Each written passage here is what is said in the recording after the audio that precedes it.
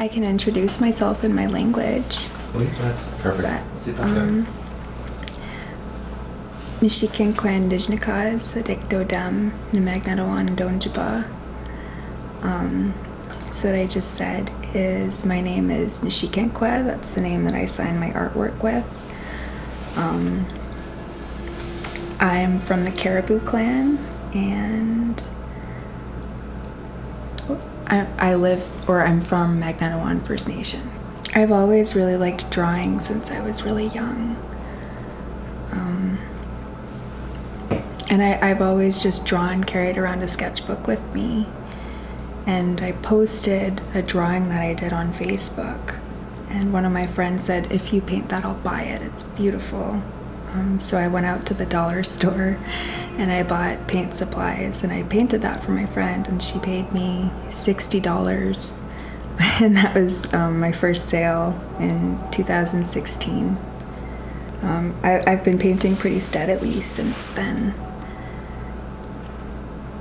My paintings are mostly inspired by my culture and my teachers who are mainly women. My grandmothers, my aunties, the woman who gave me my name, Mishiikenkwe. She taught me a lot, but she passed away. They're inspired by what they taught me about plants and what they taught me about water and medicine and turtles and the moon and stories. My grandmother was the first one who introduced me to my culture, really.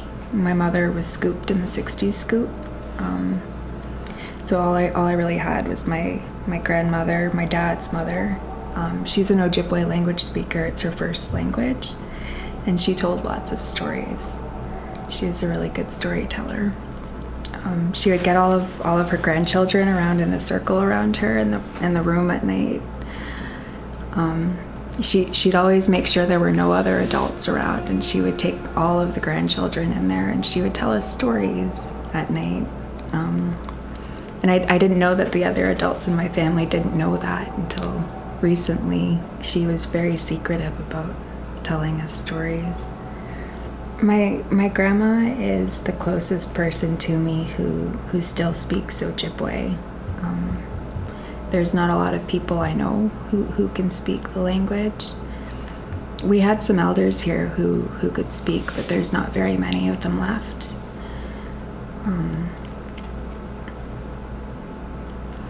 Our language is so important to our culture. There's teachings in our language. Our language is our culture, really. So what she taught me about our language helped me understand a lot of stories, and it helped me just understand the world around me differently. So I think about my grandma whenever I learn something new about my culture. I think of the language that she taught me. I'm not very good at retelling my grandma's stories. I remember them. I remember all the parts of the stories that she told me. But I'm better at painting them than I am speaking, telling them out loud, I guess. One that I really liked was about a father and his son, and this father really wanted his son to be a warrior.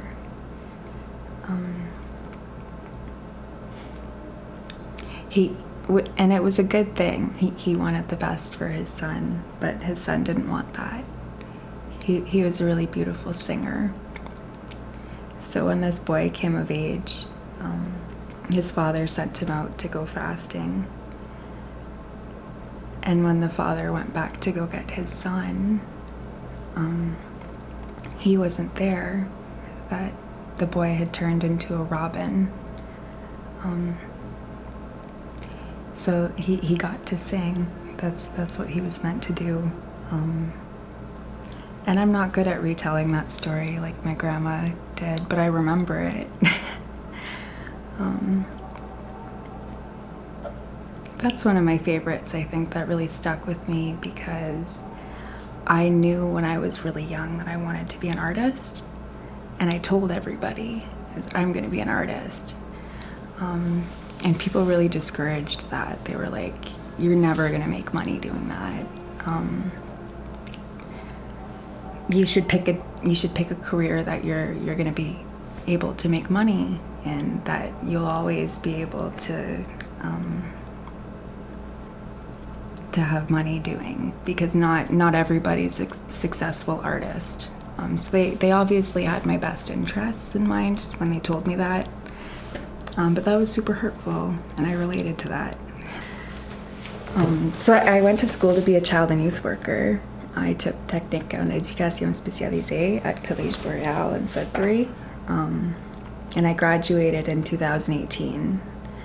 I had a full-time permanent job that I got while I was in school. So I was working full-time, 20 hours a week, and then I was in school full-time. So I do 10 hours Saturday, 10 hours Sunday, and then school all week. And I wasn't happy doing that. It was just miserable and tired all the time. And so I quit my job right as soon as I graduated. I didn't even want to try to just work. I just wasn't happy, and I was super burnt out, and decided I was just gonna paint for a little bit. And I packed up a tent, and I lived in a tent in the bush at a culture camp for 2 years. And I wouldn't have been able to do that if I wasn't an artist. I was selling paintings and supporting myself entirely off my art. And I was one of the only people my age who was there who was able to do that. When people tell me things, when people tell me stories, or they teach me things, I think about what that would look like. I imagine what it would look like in my head. And that kind of helps me remember too. So I'll think of paintings when I'm sitting in a ceremony sometimes, or if I'm listening to somebody tell a story. They just come from living, from being Anishinaabe, wanting to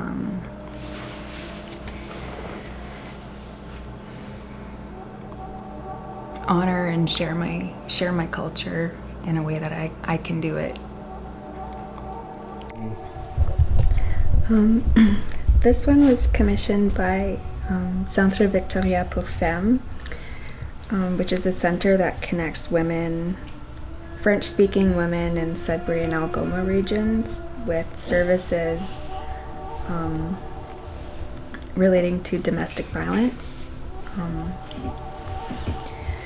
So they wanted me to paint something for Women's History Month, I believe. And this is what I came up with. So this is a grandmother with a young woman, and they have plants growing out of themselves.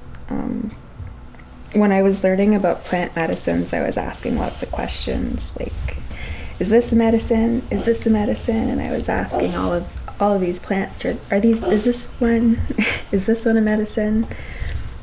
And this grandma got frustrated with me and said, everything's a medicine, really. Everything has a use.